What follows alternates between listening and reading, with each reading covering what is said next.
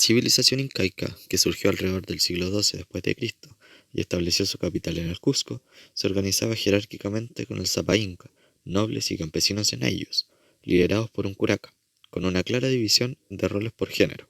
Su economía se basaba en la agricultura avanzada, de productos como el maíz, la papa y la coca, y en sistemas de trabajo obligatorio como la MIT y la MINC, con un sistema de intercambio redistributivo. Su religión se centraba en la veneración del dios Sol, Inti, y se manifestaba en construcciones como el Templo del Coricancha en Cusco, también el Templo del Sol en Machu Picchu. La decadencia del imperio fue resultado de la guerra civil entre Huáscar y Atahualpa, ocurrida justo antes de la llegada de los españoles, y factores externos, principalmente la conquista española, con su tecnología y enfermedades, evidenciando una multicausalidad. Hoy en día, la impresionante arquitectura incaica como Machu Picchu y Sacsayhuamán siguen siendo un testimonio de su avanzada ingeniería y organización, generando un importante impacto en el turismo y la economía de la región, lo que establece una relación espacial y económica entre el pasado incaico y el presente. La civilización maya se desarrolló en Mesoamérica, desde alrededor del 2500 a.C., con una sociedad jerárquica centrada en élites, en centros ceremoniales y una base agrícola dispersa. Su economía combinaba la agricultura con el sistema de tal y rosa, con el comercio interurbano. Religiosamente, construyeron centros y templos ceremoniales en sus principales ciudades, como Chichen Itzá, Tikal y Uxmal, donde realizaban sacrificios o ofrendas a sus dioses. Su historia muestra una evolución desde las primeras aldeas agrícolas hasta el auge de la ciudad-estado y una posterior reconfiguración en Yucatán, con una continuidad en la relación del territorio y ciertos rasgos culturales, aunque también demostrando cambios sociales y organizativos. Los notables logros, como en su escritura jeroglífica, matemáticas con el concepto del cero y precisos calendarios, son una valiosa evidencia que nos permite comprender su complejo sistema de creencias y su sofisticado conocimiento. Hoy, las comunidades mayas en estas regiones conservan lenguas, prácticas agrícolas y organización comunitaria, evidenciando una conexión viva entre su pasado y el presente. El imperio azteca surgió en el siglo XII después de Cristo, con raíces chichimecas siendo su capital Tenochtitlán en el Valle de México, actual Ciudad de México. Tenían una sociedad jerárquica, estando al mando el emperador, siguiendo a los nobles, luego más iguales o gente común, trabajadora en agricultura, artesanía y orfebrería, luego los mayeques o campesinos y tlacotli o esclavos. Tenían una economía basada en la agricultura, principalmente de maíz, frijol, calabaza, entre otros, en chinampas, y el comercio de artículos de uso diario, siendo la moneda, cacao y oro. Religiosamente eran politeístas y creían en la leyenda de los 5 soles, donde los dioses crearon todo con experimentación, además del uso de sacrificios humanos como tributo o alimento. Con la llegada española ocurrieron cambios y continuidades en el imperio. Como cambios tenemos la religión politeísta, pasa a cristianismo, la introducción del dinero y el idioma español como oficial. Y continuidades como el uso de maíz como alimento, el idioma náhuatl aún se habla en algunos pueblos y el uso de chinampas. Actualmente la civilización azteca se ve reflejada en México. Ejemplos son la aparición del escudo azteca en la bandera de México, el uso de chinampas en Xochimilco y los mercados. El pueblo mapuche, que significa gente de la tierra, se localizó históricamente en el centro sur de Chile y Argentina, abarcando diversos entornos geográficos. Su organización social se estructura en torno al lof o comunidad, ligada a la familia, liderada por el lonco, con la machi cumpliendo roles espirituales y de sanación. En tiempos de conflicto destacaba el toqui, aunque solo en esos casos, ya que una vez finalizados los conflictos se les quitaba ese poder. Económicamente se sustentaron tradicionalmente en la agricultura, recolección, caza y la crianza de camélidos, desarrollando también importantes artesanías como el tejido. Su religiosidad está centrada en la conexión con la naturaleza, los ancestros y el mundo espiritual, venerando a Engunechen y comunicándose a través de la Machi. Actualmente, una parte significativa de la población mapuche reside en áreas urbanas, lo que nos lleva a la gran relevancia de este pueblo, con una larga trayectoria y con la persistencia de su cultura, demostrando en su exitosa resistencia ante potencias externas y su capacidad de mantener una identidad propia, que hoy sigue siendo clave para comprender la diversidad cultural y los debates sobre derechos y territorios que existen en nuestro país. El pueblo atacameño, cuyo nombre ancestral es Licanantay, que significa gente del lugar, habitó el norte grande de Chile, específicamente el altiplano y los oasis del desierto de Atacama, aproximadamente entre el 500 y el 1536 después de Cristo.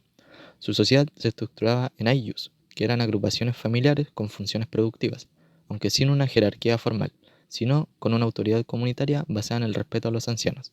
En el ámbito económico, a pesar del desafiante entorno desértico, desarrollaron una agricultura avanzada, mediante terrazas y sistemas de riego por canales.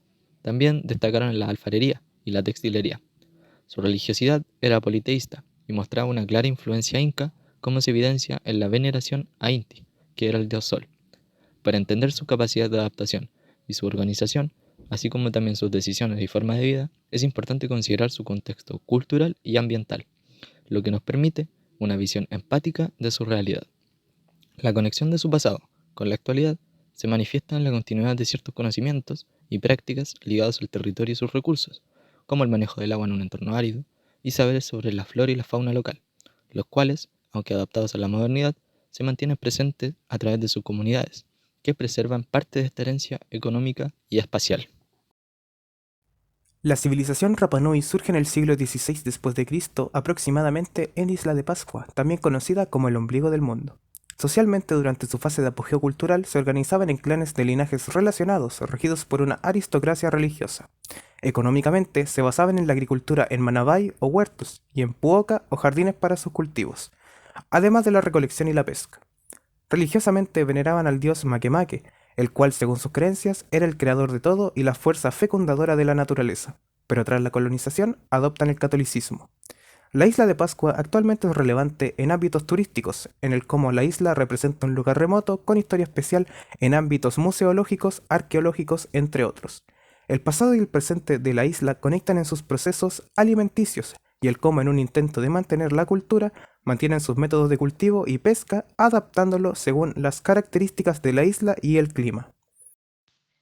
Ahora, ¿cuándo podemos trabajar este contenido visto?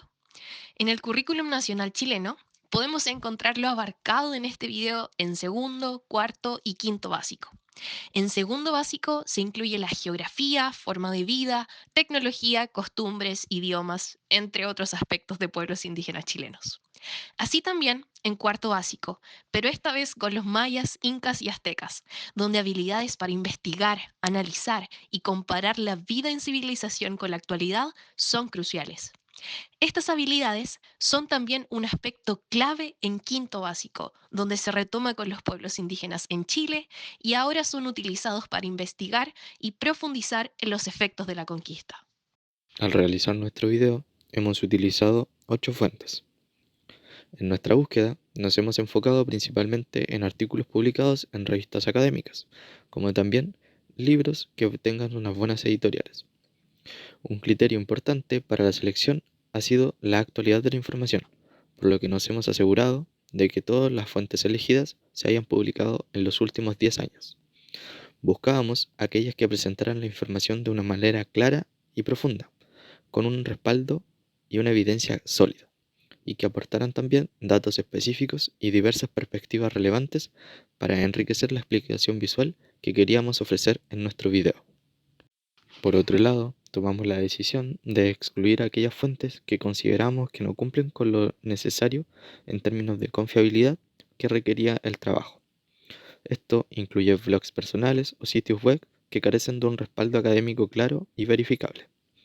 También hemos descartado fuentes que, si bien pudieran haber sido relevantes en su momento, consideramos demasiado antiguas para reflejar el actual del conocimiento sobre el tema, a menos que fueran fundamentales para comprender la evolución histórica del mismo tema, pero no las referenciamos.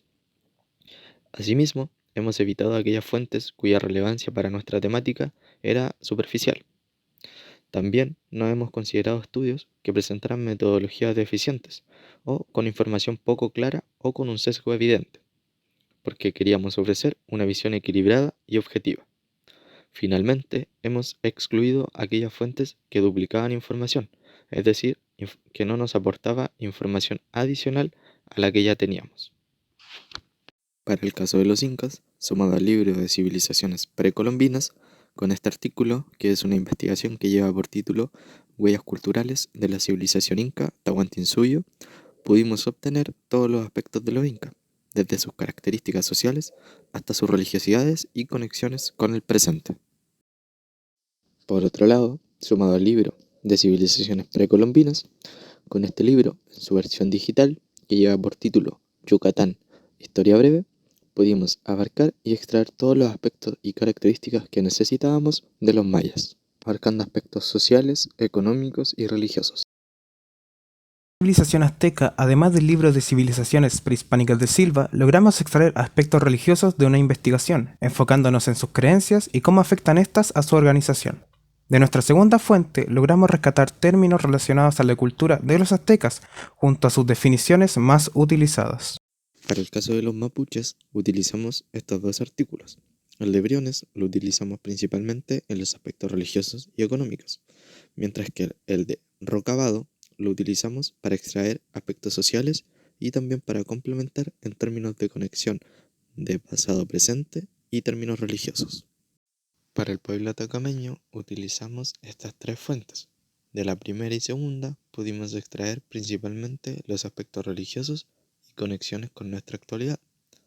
Y en la tercera, que es un libro, pudimos ver los demás aspectos como sus características económicas, sociales y también complementar los aspectos religiosos. De nuestro primer recurso logramos destacar aspectos turísticos de la isla, como este es un aspecto fundamental y cómo se ha desarrollado en Rapa Nui. Y en nuestra segunda fuente logramos extraer información sobre su economía en los aspectos de la agricultura, como sus métodos de cultivo y sus principales cultivos.